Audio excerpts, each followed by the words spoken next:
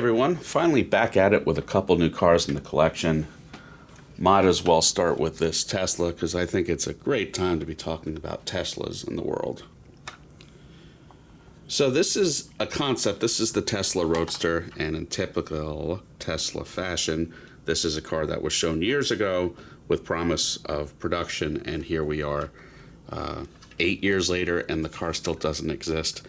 But Elon Musk has been taking deposits for this car for years and years and years. It's kind of what happened with the Cybertruck, but the Cybertruck does exist, so maybe someday this will exist too. This is a dealer edition diecast model. The color is very good, the paint's very good. It's kind of similar to Mazda's Soul Red. It has metal brake discs. Pretty good detail. I mean, you know, how much detail can you have on a electric car? So like, you know, there's no front opening hood. The doors do open. There is carpeting, if you can make that out. This is, I think, supposed to be a tri-motor, probably about 1,000 horsepower, similar to a Tesla Plaid. 0 to 60 is claimed to be under 2 seconds. You do have scale trunk struts, which is nice. Carpeting in the hatch too, really big hatch. It's actually shown as a 4-seater. There's a little bit of back seat that goes up and down, as opposed to the original Tesla Roadster, which was a modified Lotus. This is its own thing though. Yeah, so there's not too much to see. Obviously, you're not going to see really anything underneath. You know, dealership edition, it's dealership packaging. Retail is kind of high, like $250, which I don't think is worth. I paid about $120 landed from Japan, of all places. So I think that's, at that price, I'm not too mad at it. There's the exterior packaging.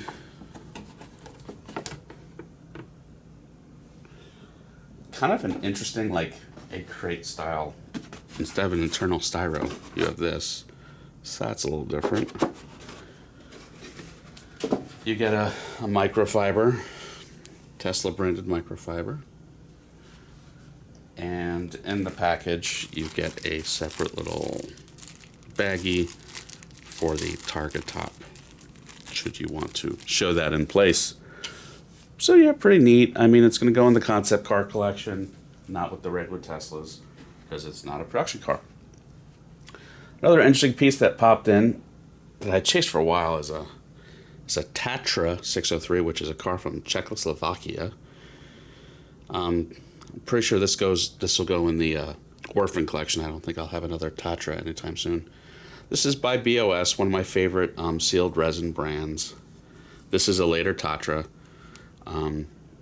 What was neat was these had air-cooled 8 cylinders in the back. Not that, you know, this doesn't open, but still. You do have a pretty neat two-tone red and black interior. It's just a quirky, interesting-looking car.